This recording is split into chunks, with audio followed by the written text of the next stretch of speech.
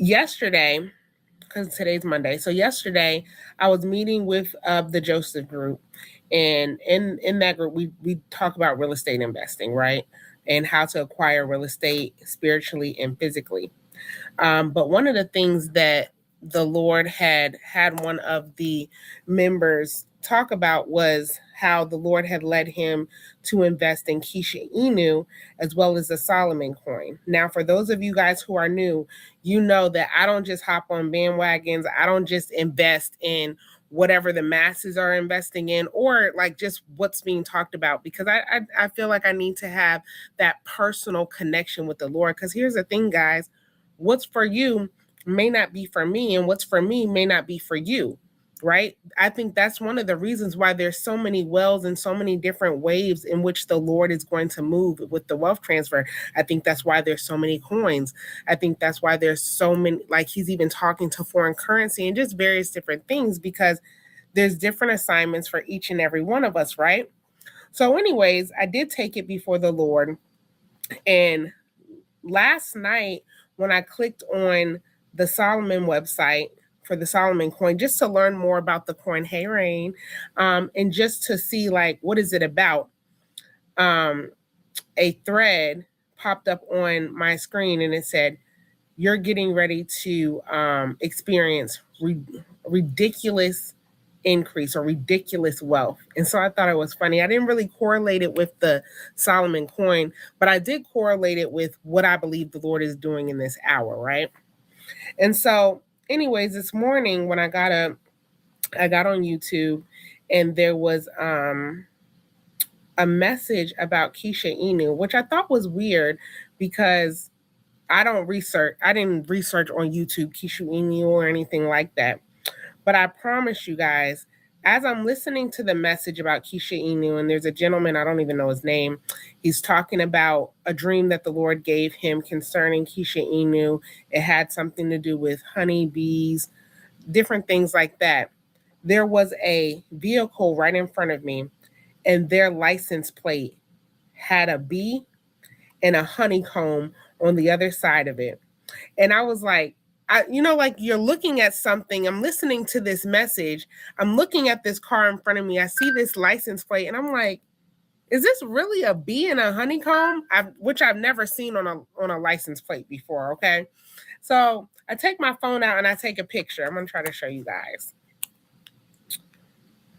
Give me a second, because it was just, God is so good. I'm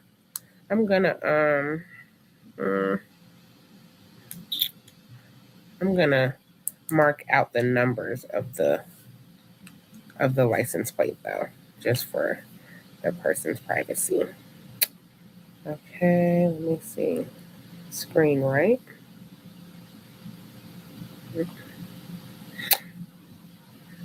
If I can do it.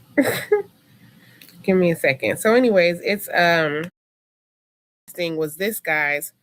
Honeycomb in the Bible signifies a lot of different things, but it signifies liquid honey. So when you hear people talking about liquid gold, it's because the Strong's definition of it literally means liquid honey. It also means a thicket of trees.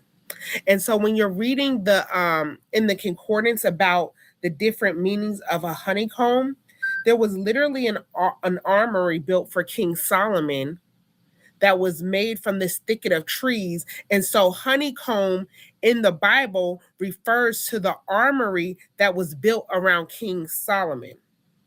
Why is that important? Because I said I was praying about Keisha Inu, like, God, tell me like your thoughts on the Solomon coin, right? Because I'd never heard of it before until yesterday, honestly, or Keisha Inu. And the first thing that he showed me right after I'm listening to a video about Keisha Inu was a bee, a honeycomb. As I go deeper into a dive of what honeycomb means, it literally represents liquid honey, an armory for King Solomon, and that can be found in 1 Samuel 14 and 27, right? It also means overflow. When you think of the honeycomb, when you're looking at the definition of it in the Bible, it talks about the honey overflowing or dripping out of the honeycomb. So it means overflow, okay? Honeycomb also means honey spontaneously and freely flowing. That's major, because what did God say earlier this month? He said, this is a month of suddenlies.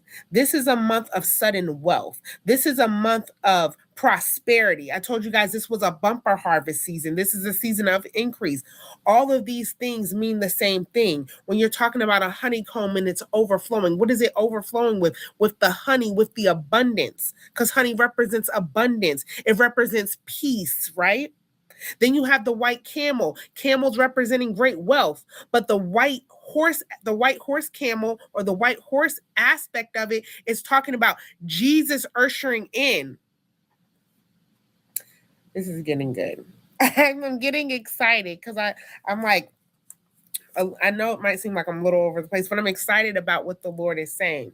So I also looked at the numbers on the license plate that had the bees and the honeycomb, because the letters was YJH, right? And so I just thought about Yahweh and then Jehovah. I didn't really know what it was meaning, but I looked at the numbers to see, was there any way that there was a Strong's Hebraic or Greek meaning? And one of the meanings from the numbers that were on the license plate was to overturn, or to turn upside down. That's what the numbers meant on the license plate. And so this is what I believe that the Lord is saying.